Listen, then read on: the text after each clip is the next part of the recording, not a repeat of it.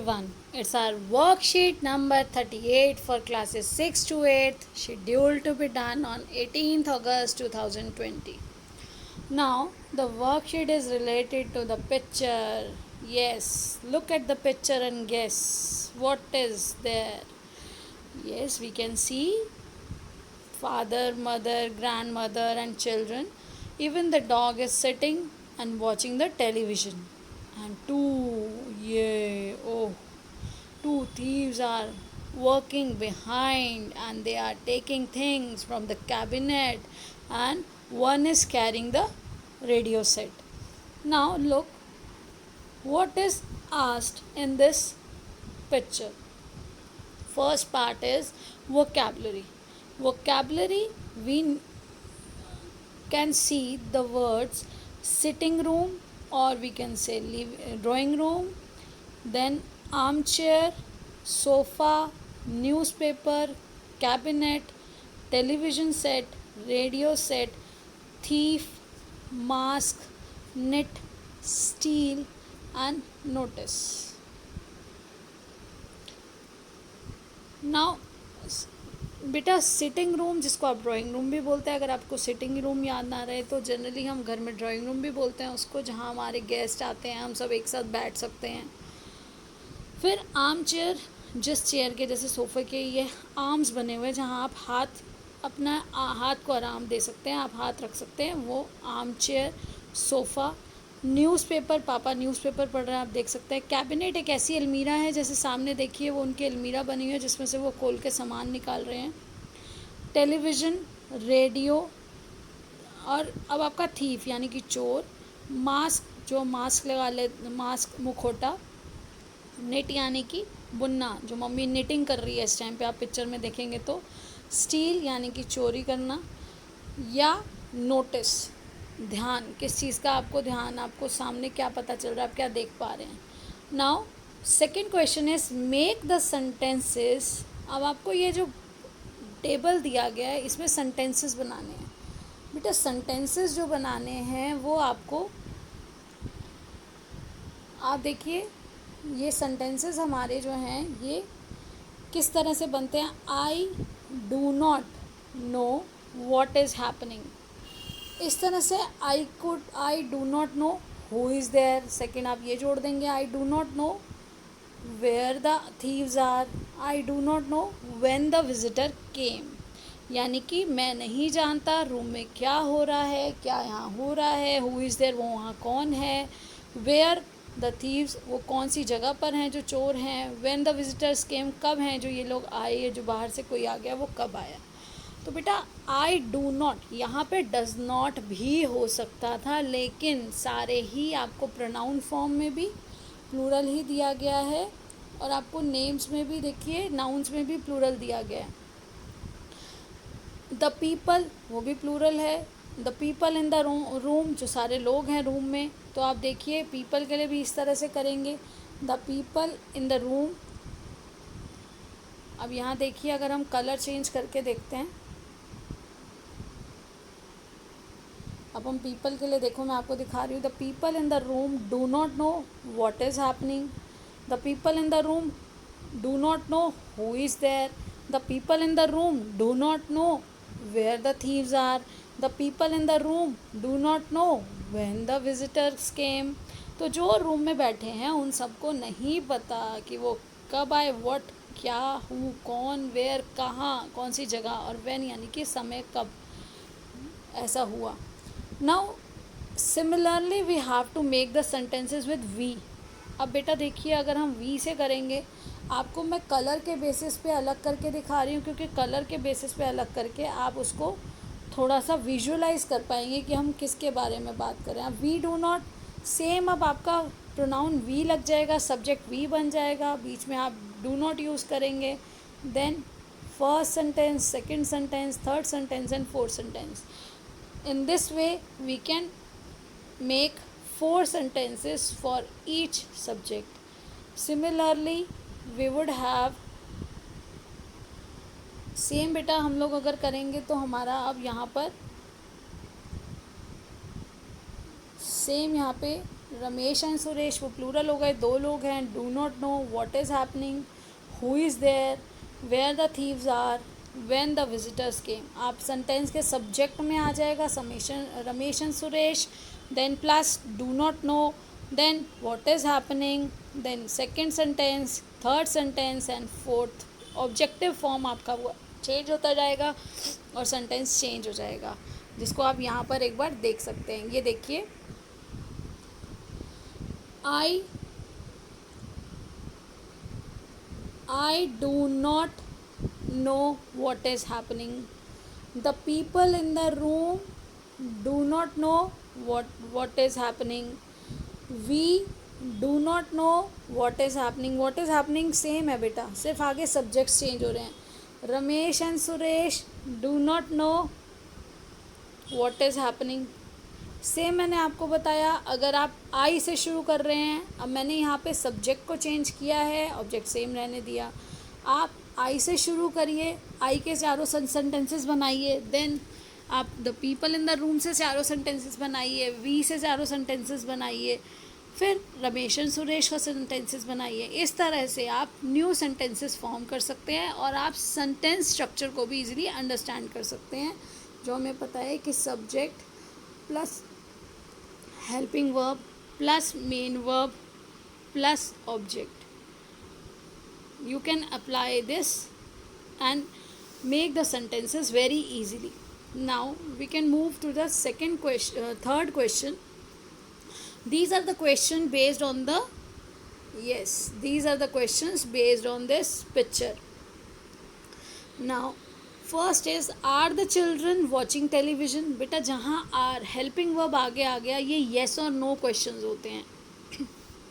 यहाँ जहाँ WH family words आ रहे हैं वो आपको रीज़न देना पड़ता है, लेकिन जो येस नो टाइप क्वेश्चंस होते हैं, जैसे आर द चिल्ड्रन, क्या बच्चे, वो दोनों बच्चे टीवी देख रहे हैं, तो आप सबसे पहले आंसर क्या करेंगे बेटा, येस. तो आपका आंसर क्या हो जाएगा, येस. The two children. देखो बेटा पहले आर आगे था, लेकिन अब आर अपनी प्लेस पे आएगा हेल्पिंग वर्ब की जगह पे. Helping verb, then main verb, then object. आपको सेंटेंस स्ट्रक्चर सिखाने के लिए ही ये वर्कशीट रेडी की गई है, ताकि आप इजीली उसको एनालाइज करिए, अपने आसपास भी जो चीज़ें अवेलेबल हैं उन पर बेस्ड क्वेश्चंस बनाइए, then answer these questions. Now second question is where are they. तो बेटा ये सब कहाँ बैठे हुए हैं. अब मैंने यहाँ पे ड्राइंग रूम वर्ड लिखा ताकि ड्राइंग रूम हमें इजीली याद रहता है. They are in the drawing room. और हम क्या लिख सकते हैं, इन द, अभी हमें वोकैबुलरी में एक वर्ड दिया गया है, sitting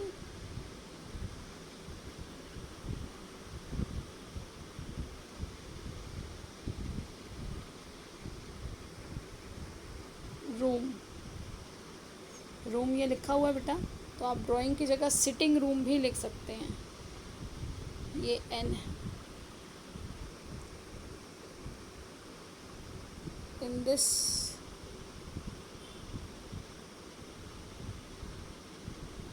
sitting room. Now the next question is who is sitting in the arm chair. तो हम जब पिक्चर देखते हैं तो कौन बैठे हैं, यस. तो देखिए फादर इज. अब आपने क्या करना है, क्वेश्चन से ही आंसर फॉर्म करना सीखना है बेटा. Who is sitting in the arm chair, तो हु की जगह हमने अपना आंसर दिया. क्वेश्चन पूछा गया था तो सेंटेंस एंड हुआ था क्वेश्चन मार्क पे. आपने पंचुएशन पढ़ा है, पंचुएशन मार्क्स आपको जब एसर्टिव सेंटेंस है या आप आंसर कर रहे हैं अब, तो first letter should be capital. और जो आप सेंटेंस लिख रहे हैं बेटा, वो क्वेश्चन में तो क्वेश्चन मार्क पे एंड होता है, लेकिन जब आप आंसर कर रहे हैं तो क्वेश्चन मार्क रिमूव होकर यहाँ फुल स्टॉप आता है, जिसको आप पॉज भी बोलते हैं. देन या पीरियड भी इसको पीरियड बोला जाता है. अगर आप कभी कभी कुछ वीडियोस में देखेंगे तो आप देखिए नेक्स्ट क्वेश्चन, यहाँ आपने हु की जगह हटाया और जो बैठे थे उनका जो आंसर था, father is sitting in the arm chair. Next D part है बेटा हमारा, what is the old women doing. तो ये देखिए, ये ओल्ड वुमेन, ये दादी जी बैठी हुई हैं, दादी जी यहाँ पर है और दादी जी क्या कर रही हैं, ये father sitting on the arm chair. बेटा यहाँ पे आर्म चेयर इसको क्यों कहा गया, उन्होंने अपने हाथ, वो सिंगल पर्सन बैठे हुए हैं, सिंगल पर्सन बैठते हैं आर्म चेयर पे, और यहाँ पर कोई और अलग चेयर नहीं है, नहीं तो रॉकिंग चेयर होती है उस तरह से कोई चेयर जिसके आर्म्स है, और कोई चेयर है जो पीछे चेयर्स उन पे आर्म्स है ही नहीं, तो सिंगल यही ऑप्शन हमारे पास रहता है। और यहाँ पर सिंगल पर्सन बोला है, हु इज़ सिटिंग, इज़ हमें बता रहा है कि कोई एक पर्सन, तो सिंगल फादर ही बैठे हुए हैं।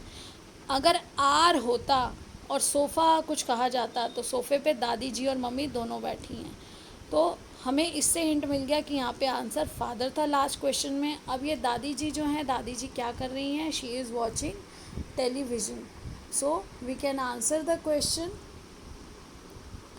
द ओल्ड वुमेन इज़, ये क्वेश्चन में से ही आ गया, the old women is watching television, ये हमारा आंसर है, वॉचिंग टेलीविज़न। नेक्स्ट क्वेश्चन है बेटा, where is the dog, E part है, वेयर इज़ द डॉग, तो ये देखिए डॉग क्या कर रहा है, डॉग फ्लोर पर बैठा है, dog is sitting on the floor, तो डॉग हमारा क्या कर रहा है, यस आप देखिए हमें आंसर करते हुए क्या करना है, द डॉग इज़, आप देखेंगे the dog is sitting on the floor. Next question is the cabinet in front of the sofa, पूछा गया क्या जो कैबिनेट, ये जो छोटी सी अलमारी है जिसमें सामान है, क्या वो सोफ़े के सामने है, तो नहीं, ये तो पीछे है, तो हम आंसर क्या करेंगे, इज़ आगे आ गया, येस नो टाइप क्वेश्चंस हैं, तो आपका आंसर क्या होना चाहिए, यस आंसर होना चाहिए आपका यहाँ पर एफ पार्ट का आंसर है no, the cabinet is at the back of the sofa, जो कैबिनेट है वो कहाँ पर है, वो फ्रंट में नहीं है, वो बैक पे है, पीछे है। नेक्स्ट क्वेश्चन जो है वो बेटा ये देखिए, नेक्स्ट क्वेश्चन है, what are the two man wearing over them faces, यहाँ बेटा देम नहीं आएगा, यहाँ देयर आएगा, उन्होंने अपने फेसेस पे क्या पहना हुआ है, तो हमें दिख रहा है द टू मैन। अब यहीं से अगर आंसर देखिए, आप आंसर करने के लिए क्या करेंगे बेटा, हेल्पिंग वर्ब को यहाँ से, यहाँ वियरिंग से पहले टी कैपिटल हो जाएगा, the two man are wearing masks over their faces, यहाँ पे वियरिंग के आगे हमने डाल दिया masks. Next, what is one man carrying, तो एक पर्सन क्या कर रहा है, उसने क्या लिया हुआ, क्या उठाया हुआ है, तो देखिए इनमें से एक ने क्या उठाया हुआ है, एक तो अभी उठाने वाला, उसके हाथ में कुछ नहीं है, लेकिन जो बाहर की तरफ जा रहे हैं उनके हाथ में है रेडियो सेट, तो हम आंसर क्या करेंगे, यस अब one man is carrying a या रेडियो सेट। उसके बाद क्वेश्चन है बेटा, what is the other man doing, तो दूसरा व्यक्ति क्या कर रहा है, the other man is doing, क्या काम कर रहा है वो इस समय, क्या काम कर रहा है, स्टील तो दोनों कर रहे हैं, चोरी तो दोनों ही कर रहे हैं बेटा, लेकिन एट प्रेजेंट जो अब वो काम कर रहा है अंदर से निकाल रहा है सामान, निकाल के या तो स्टीलिंग कर देंगे, नहीं तो आप इसको लिख सकते हैं the other man is taking things from the cabinet. देखिए यहाँ तो आप लिख दीजिए स्टील तो दोनों ही कर रहे हैं, अदरवाइज़ आप अगर उसी का पर्टिकुलर ये भी लिखेंगे तो लिख सकते हैं the other man is taking things from the cabinet, ले रहा है वहाँ से चीज़ें।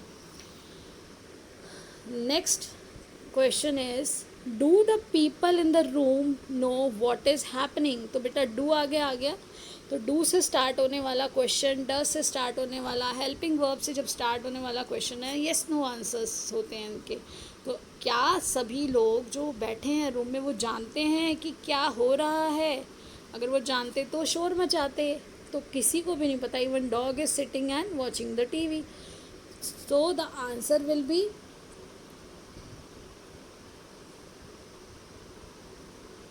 no, the people in the room do not know what is happening. तो आपको अच्छे से समझ आ गया होगा। एक बार आराम से देखिए वीडियो को, समझिए, उसके बाद ही बेटा काम कॉपी में कीजिए। पहले कॉपी में काम करने की जल्दी कभी मत करिए। वीडियो आपको इसलिए बना के दी जा रही है ताकि आपको सिर्फ वर्कशीट मिले। आपको आता सब कुछ है, हम जानते हैं। आप सभी बच्चे बहुत अच्छे से कर पाएंगे।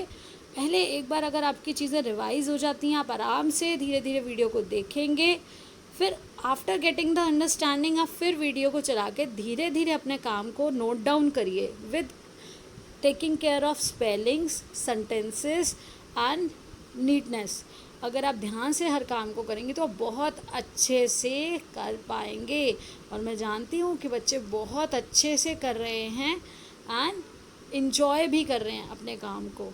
ये वर्कशीट्स उनको इन्जॉय भी करवा रही है, मज़ा भी आ रहा है उन्हें, वो अप्लाई कर पा रहे हैं अपने नॉलेज को, और उनकी लर्निंग भी साथ साथ चल रही है। So keep learning, stay happy, stay blessed, have a nice day, thank you.